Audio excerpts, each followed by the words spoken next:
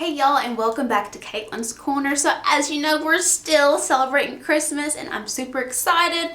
And today we are reading Librarian's Night Before Christmas. So as most of y'all know, I am a librarian, and so I'm interested to find out if they know my secrets of what I do before Christmas. Are you ready? All right, let's find out about a librarian's night before Christmas. Alright, Librarian's Night Before Christmas. 'Twas a cold Yuletide evening, and I wandered the stacks, shelving multiple titles that the patrons brought back. We toiled overtime at our library here, 'cause the powers that be cut our staffing this year. Gotta work overtime at the library. They spent pork barrel money like a tidal wave sea, but no funds trickled down far enough to reach me. Our books numbered few and were falling apart, and I sat mending pages with a crestfallen heart. Sometimes at the library you have to mend the pages that are ripped. Still, I answered the phone with Christmas good cheer and supplied all the names of the North Pole reindeer. I slumped addled and weary in my Yuletide apparel. I felt like Bob Cratchit in A Christmas Carol. Like old Robert Frost, I gazed at the snow and longed to be home by the fireside's glow. I pondered the debate on Huckleberry Finn. I had the love of great books come to an end.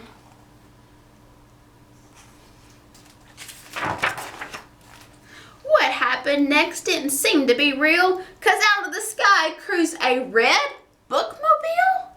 Up to the front steps flew this library rod with a portrait of Shakespeare airbrushed on the side. Have you seen a flying bookmobile before? Are you telling my secrets in here? Someone exclaimed, "I'll fill all their shelves." Then a door opened up and out popped 6 elves. They wore belled Christmas caps on their unruly hair and hung holiday wreaths on our stone lions there. Look at those elves. And then they're decorating the stones. Santa charged through the door and his black knee boots shone. He bowed as he asked, "Need interlibrary loans?" Flummoxed and flustered, I flumbled about. I didn't know whether to check books in or out. This ulster wore crimson, his fedora was green. He was bodyweight challenged, if you know what I mean. He was bearded and gabbed like a good storyteller, and he grinned like a writer with a New York bestseller. Woo, do you think that's Santa? He's awfully short looking, isn't he? Nick was jolly and droll. A white mane crowned his head, and I could tell by his diction he was very well read. This place needs some cheer, so let's make a start. Then he whistled in elves pushing loaded book carts. They stocked Hawthorne, Jane Austen, Steinbeck, and Millay, and for the more macho, they supplied Hemingway. They shelved new science fiction and tombs from the past and sneaked in romances for sweet Molly McNast. They're filling the books. Nick signed Newbery winners and starred Caldecots. Each child got a book which delighted the tots. He read stories to children by our small Christmas tree, while one little tyke took a snooze on his knee. Aww. Elves poured steaming hot chocolate in bright Christmas mugs and rolled out soft carpets to replace our frayed rugs. They fixed leaks in the ceiling and patched the cracked wall and hung a large portrait of Mark Twain in the hall. There he is.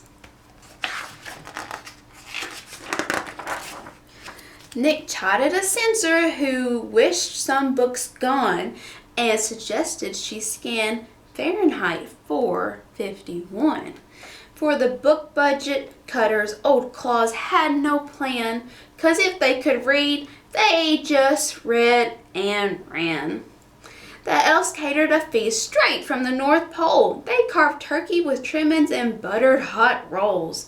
Nick nibbled a drumstick, gave his tummy a pat, and tossed a small portion to the library cat. I would love a library cat. They organized goodies so we couldn't miss them, according to Dewey and his decimal system. I thanked the old elf for the wonderful show. He nodded and whispered, "It's time that I go." Oh no. After checking his watch, he paid overdue fees, while folks promised to read and unplug their TVs. With these library gifts, my world shined much brighter, but this crew had a schedule, a bookman all-nighter. They had more libraries to visit. Nick winked at the cat as they dashed down the aisles and yelled, "Happy reading, you bibliophiles!" He loaded his crew and sang from the yard, "The best gift of all is a library card." I think so too. His ride lifted up and flew over the gate, and just to show off, he zoomed a fast figure 8. Nick boomed from his book van, "Do one more good deed. Have a real Merry Christmas. Teach someone to read." So this Santa loves reading, don't you think? Merry Christmas! The end. So I hope you enjoyed a library's night before Christmas. I could sure use those elves' help in shelving the books. But thank you for tuning in, and I will see y'all tomorrow for another Christmas book. Bye, y'all.